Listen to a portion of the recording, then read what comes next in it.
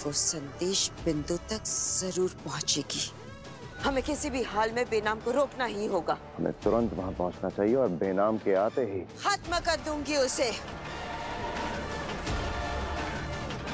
आज बेटे से पहले मां की बलि चढ़ाऊंगी। चलो। नहीं, तुम मेरे साथ नहीं आओगी। तुम यहाँ रहकर इस तौबा तौबा पर नजर रखो। मेरे पे बड़ी आई मेरे पे नजर रखने वाली। मैं संदेश बिंदु जाकर महामहिमुत्तान को संपर्क करती हूँ।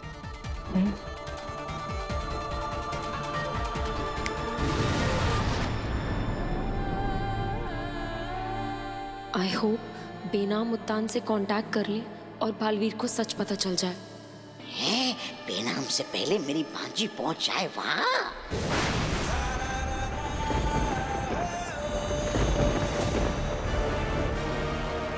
ये शायद वही है जो अभी अंतरिम का आलोक में छिपकर मुझे धमकी दे रहा था। तुम्हारा ही इंतजार था। अच्छा हुआ जो खुद ब खुद आ गए। मुझे भी इस पल का कब से इंतजार था। आइए, मैं आपको आपकी असली जगह ले चलता हूँ। मुझे मेरी असली जगह पर लेकर जाएगा तू? लगता है पिताजी का गुस्सा अभी भी पूरी तरह खत्म नहीं हुआ। हाँ पिता। खामोश! पीठ पीछे छिपकर बहुत बातें कर चुका तू। अब सिर्फ मैं बात करूंगा। तेरे मुंह से एक भी शब्द नहीं सुनूंगा मैं। पिताजी ये क्या बोल रहे हैं? शायद ये मुझे कोई और समझ रहा है। नहीं, ऐसा कुछ नहीं है।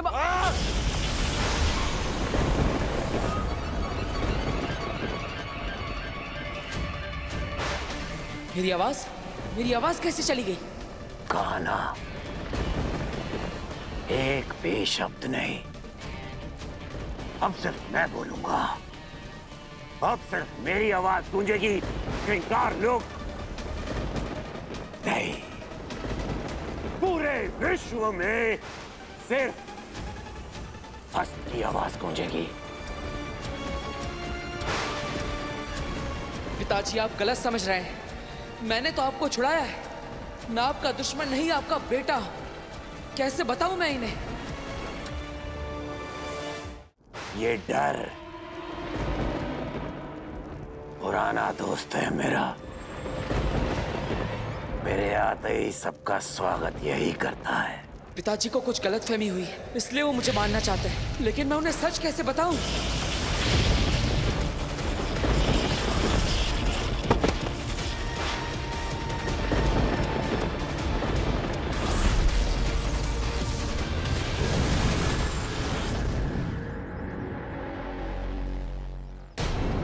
वो रहा संदेश बिंदु।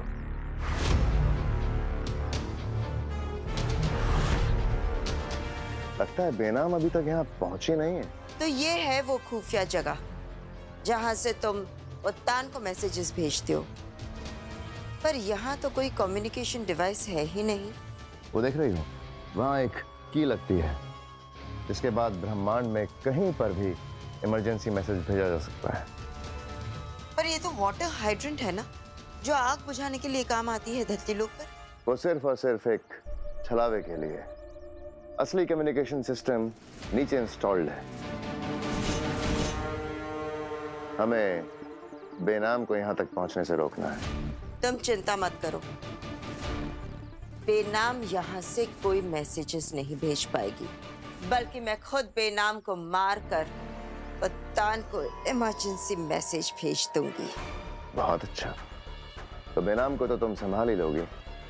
मैं चलता हूँ। ज्यादा देर शाश्वान से दूर रहा तो सबको शक हो जाएगा।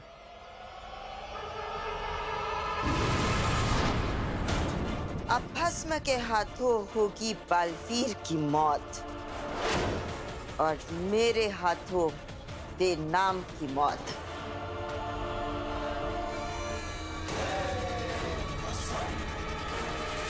आज माँ और बेटे दोनों की मौत होकर रहेगी।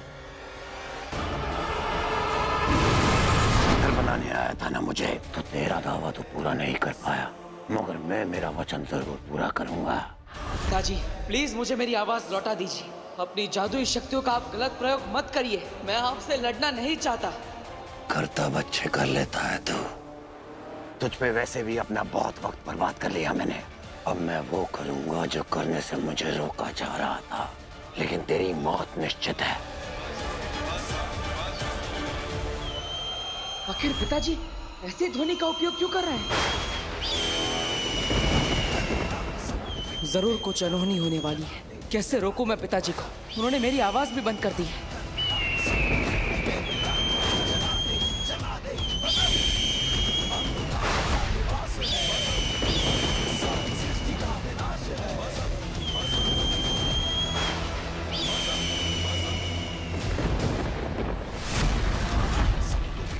ये गिद्ध नहीं, तेरी मौत के सौदागर हैं।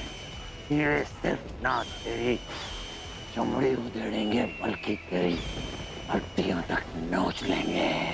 ये पिताजी क्या कर रहे हैं?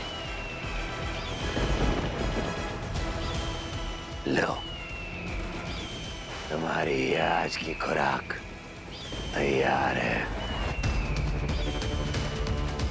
नहीं पिताजी, रुक जाइए पिताजी। आप पछताएंगे। अनजाने में आप किसी और की सजा अपने बेटे को दे रहे हैं।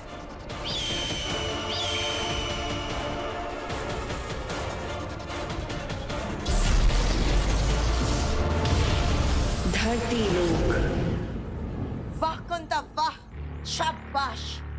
सही वक्त पर ये विष बाण लेकर आ गई हो तुम।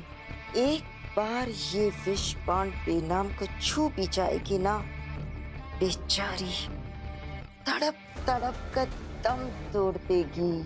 कुंता जाओ, लौट जाओ हिमबाश लोग। हिम सलाम। आने दो बेनाम को। बेटे को बचाने चली थी, अब खुद ही जान से जाएगी। बेचारी बेनाम अपने बेटे से मिलने की तड़प के साथ ही मारी जाएगी। तुम्हें मारने में मजा आएगा।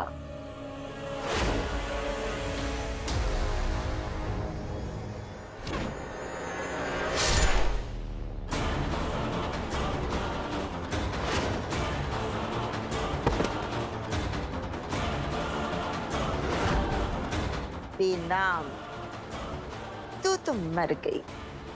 अब बालवीर भी मर जाएगा और इस पूरे ब्रह्मांड पे राज करेगी आगील।